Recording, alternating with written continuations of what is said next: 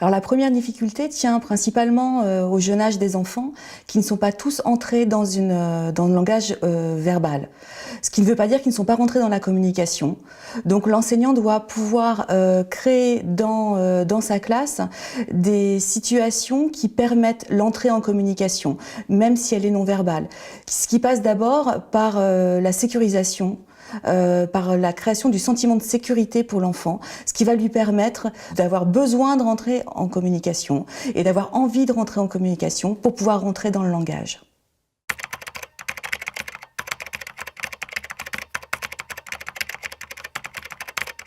Les situations pédagogiques pour les enfants de moins de 3 ans sont principalement des situations de la vie quotidienne.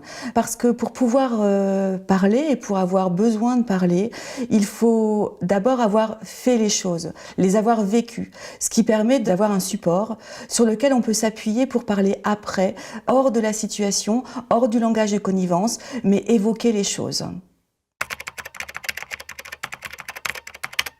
Les progrès des enfants chez les enseignants sont principalement mesurés de façon très individuelle, dans une idée de parcours. C'est-à-dire que nous sommes vraiment dans la démarche de l'évaluation positive, mais dans une démarche due au jeune âge des enfants qui est encore très individuelle. On peut aussi utiliser les outils numériques, c'est-à-dire les enregistrements par exemple, qui permettent à l'enfant de se réécouter pour pouvoir mesurer lui-même ses progrès en relation avec l'enseignant.